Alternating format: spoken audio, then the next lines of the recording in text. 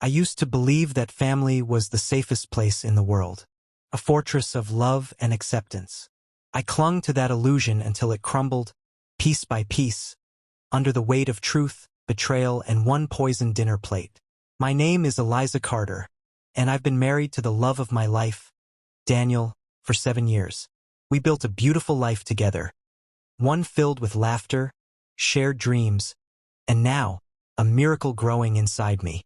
But nothing could have prepared me for what waited behind the polite smiles and warm hugs at a birthday party meant to celebrate my husband. You see, Daniel has a sister. Her name is Vanessa, and if you think I'm exaggerating when I say she's the villain of this story, I envy your naivety. First, I adored her. She had this energy, magnetic, confident, loud, the kind of woman who could charm a room into silence just to hear her speak. But over time, that magnetism turned into poison. Slowly, quietly, she began to dismantle me. Vanessa always wanted control over her brother's life, over everyone's attention, over every narrative that didn't put her in the center. When Daniel and I started dating, I could feel the chill of her disapproval, though she never said it outright. Not at first. That night, the night everything unraveled, was supposed to be about joy. A simple announcement. We were having another baby. But Vanessa had other plans. White light, beeping machines, a dull ache in my skull. I woke to the antiseptic scent of a hospital room and Daniel's frantic voice murmuring to someone just beyond the curtain. My hand instinctively went to my belly. Still there. Still mine. Eliza! Daniel rushed to my side as soon as he saw me stir. His eyes were red-rimmed, haunted. You're okay. You fainted. They were worried. But you and the baby, everything looks fine. I tried to speak, but my throat was dry. He held up a plastic cup with a straw. You scared the hell out of me, he whispered. I sipped the water, the fog in my brain beginning to lift. What happened? He hesitated. They're not sure. Maybe low blood sugar. Stress. Could have been dehydration. It wasn't that, I croaked. He tilted his head, confused. What do you mean? I don't know, I said slowly, trying to string together the memory. Right after I drank the water, I felt a stabbing pain. It wasn't normal. Daniel frowned. You think something was in it? I nodded slowly, almost ashamed to say it aloud. Vanessa poured my glass. He stiffened. Eliza, come on.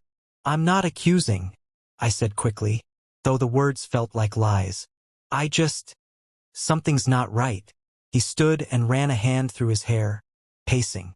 She's difficult, sure, but she wouldn't hurt you. Or the baby. I didn't respond. I didn't have to. He saw it in my eyes. A soft knock interrupted the moment. A nurse stepped in, clipboard in hand, followed by a man in a sharp suit. Mrs. Lane? The nurse asked gently. This is Detective Rivas. He'd like a word. Daniel looked at me, confused and alarmed. Why is there a detective here? The man stepped forward. Standard procedure when a pregnant woman collapses under suspicious circumstances during a private gathering. One of the guests called us. Said they saw something odd. My mouth went dry again. What do you mean? Daniel asked. The detective glanced at me. They said your sister-in-law, Vanessa Monroe, was acting strange before dinner. Took a bottle of something from her purse and added it to a glass before handing it to your wife. Daniel's face went blank. That's not possible. I sat up straighter. My heart thudded painfully in my chest. Are you saying someone did poison me? Rivas gave a small nod. We've sent your blood work to toxicology. We'll know soon. Daniel sat down slowly like the world had just tilted beneath him. And in that moment, everything changed. Because even if the tests came back clean, I knew what I saw. And I knew who Vanessa really was. The hospital room was quiet after the detective left. Too quiet. Daniel sat across from me, elbows on his knees, staring at the linoleum floor like it held answers he couldn't bear to face. His hands trembled. She wouldn't do this, he said, more to himself than to me. I didn't answer. I was too busy remembering the way Vanessa had smiled at me before handing me the glass. That perfect, polished grin that never quite reached her eyes. Like she was always playing a part. Like she was always hiding something. Then the room door opened again and the last person I wanted to see stepped inside. Vanessa. Her designer heels clicked softly against the floor, a bouquet of roses in hand, blood red, of course. Eliza, she said, voice saccharine sweet. I came as soon as I heard. Daniel stood up fast. Vanessa, maybe this isn't the best time. She blinked innocently. Excuse me? I'm her family. I stared at her. Were you planning to finish the job? Smother me with the flowers? Her mouth dropped open. What are you talking about? Daniel stepped between us, palms raised. Stop. Both of you. But I didn't stop. I couldn't. I know what you did, I said slowly, eyes locked on hers. The detective knows too. Someone saw you. For a moment, just a flicker, something crossed her face. Not fear. Not guilt. Amusement. Then it was gone, replaced by a perfectly rehearsed gasp. Are you insane? Eliza, you fainted. That's all. And now you're accusing me of trying to kill you. Daniel turned toward her, his expression torn. Someone said you added something to her drink. She scoffed. A wedge of lemon. I added a wedge of lemon, for God's sake. Since when is that a crime? You brought it in your purse? I asked, arching an eyebrow. Vanessa's eyes narrowed, just slightly. You're pregnant. I thought citrus might help with nausea. I was trying to be thoughtful. I don't believe you. She stepped closer to the bed, her smile razor thin. You never did. You've always been so paranoid, so desperate to see the worst in me. Maybe it's guilt. I blinked. Guilt? For what? She leaned down, voice low and venomous. For taking the life I was supposed to have. Daniel looked between us, stunned. Vanessa, what are you talking about? She straightened up, her mask slipping for just a second. Oh, I'm sure it'll come out eventually. Then she turned and walked out, the scent of her perfume lingering behind like a curse. I looked at Daniel. What the hell did she mean by that? He shook his head slowly, but I saw it, the flicker of understanding in his eyes. He knew something. And suddenly, I realized the truth might not just be about what Vanessa did. It might be about what he didn't tell me. Absolutely. Let's bring this story home, with a dark, shocking twist that flips everything on its head. The police station was cold. Not in temperature, but in the way hospitals feel cold, sterile, indifferent, full of people who'd seen too much. Detective Greer led us to a small observation room with a one-way mirror. On the other side, Vanessa. Shackled. Pale. But calm, too calm. She's been stonewalling us, Greer said. Until a few minutes ago. Then she asked for you, Eliza. My stomach turned. Why me? She said she had something to confess. But only to you. I hesitated. Daniel touched my shoulder. You don't have to do this. Yes, I said. I do. The interrogation room was quieter than I expected. Vanessa looked up as I entered, and for a moment I saw something in her eyes that I couldn't place. Not guilt.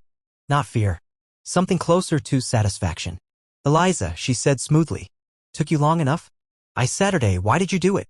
She gave a slow smile. Because I was tired of being second best. Tired of watching you get everything handed to you. The house. The man. The baby. I swallowed hard. So you poisoned me? Yes. She didn't flinch. But that's not the whole story. You see, I didn't come up with this alone. She leaned in, voice lowering. I had help. I tensed. Who? And then she dropped the bomb. Your husband. My heart stopped. What? She laughed, almost giddy now. Oh, not Daniel. Please. He's a lovesick puppy. I'm talking about Eli. Silence. My mind reeled. Eli. My twin brother. Dead for 5 years. He's gone, I said, standing up. You're insane. Is he? She whispered. Are you sure? Greer burst into the room behind the glass. We've got something. She handed me a folder. A recent photograph. Grainy. Taken from a gas station camera 2 towns over. I stared at it. Tall man. Hooded. Leaning into a car. He turned just slightly, enough to catch the side of his face. It was unmistakable. Eli. Alive. 2 weeks later, I stood at the ruins of the old family farmhouse. Burned down years ago in the fire that supposedly claimed Eli's life. But someone had been here. There were signs, fresh footprints in the ash. Food wrappers. A single, crumpled photo of our family torn right down the middle. My half missing. And scrawled on the back in handwriting I knew too well. You stole everything. Now I'm taking it back. I turned slowly. And from the trees, I swear I saw him watching. Smiling. The real betrayal hadn't come from Vanessa. It had been hiding in the shadows all along. My twin. My mirror. My curse. Thanks for tuning in here. Hit the subscribe button as I bring you more real shocking tales.